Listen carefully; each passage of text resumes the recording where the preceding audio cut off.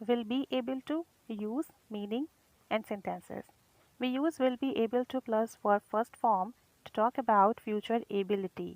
जब मुस्तकबिल में हम किसी काम को करने के काबिल हो जाते हैं या हम में कोई काम करने की काबिलियत आ जाती है, सलाहियत आ जाती है, तो उसके लिए हम will be able to plus verb की फर्स्ट फॉर्म का इस्तेमाल करते हैं।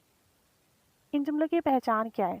अगर उर्दू में आप ऐसे जुमले बोलते हैं जिनके आखिर में जाएंगे, जाएंगी, जाएगा आएगा, जैसे अगर मैं कहूँ कि वो इंग्लिश बोलने के काबिल हो जाएगा, जाएगा, या सकेगा, सकेगी, सकूँगा, सकेंगे आएगा, वो इंग्लिश बोलने के काबिल हो सकेगा, या पाएंगे, पाएगी, पाऊँगा आएगा, वो इंग्लिश बोलने के काबिल हो पाएगा, वगैरह वगैरह। यानी इस तरह के अल्फाज अगर आते हैं तो फिर आपका sentence will be able to में बनेगा।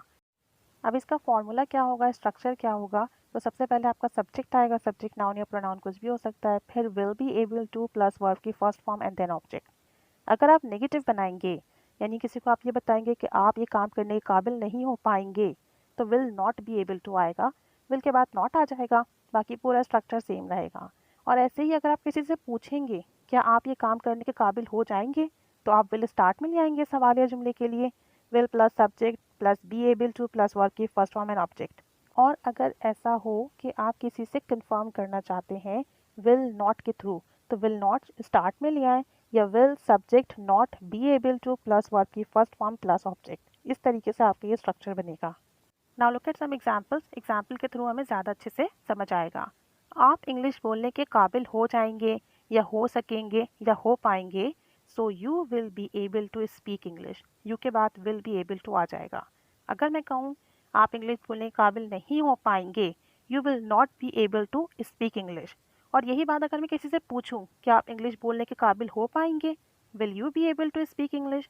और अगर मैं यही बात कंफर्म करना चाहूँ, क्या आप इंग्लिश बोलने के काबिल नहीं हो पाएंगे, won't you be able to speak English, और will you not be able to speak English.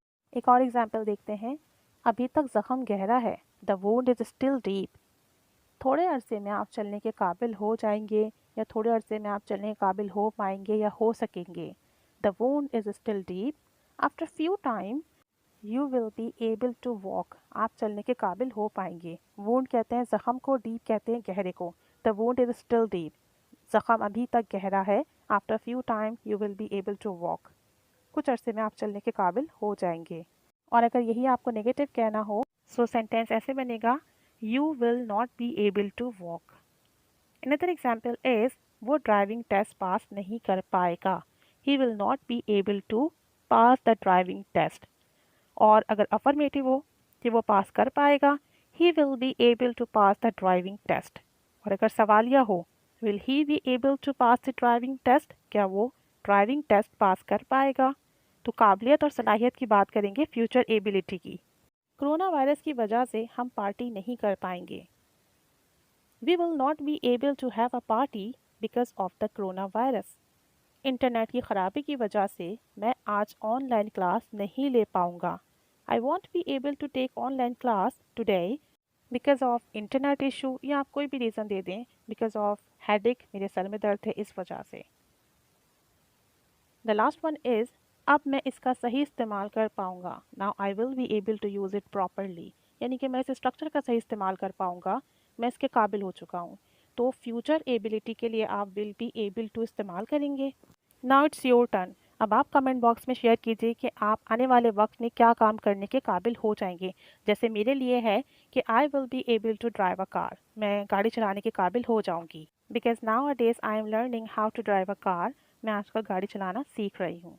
सो अब आप लोग अपने अपने फ्यूचर एबिलिटीज़ को कमेंट बॉक्स में शेयर कीजिए। I really want to know that what will you be able to do, कि आप क्या करने के काबिल होंगे। Keep learning English, keep staying with us. Thanks for watching.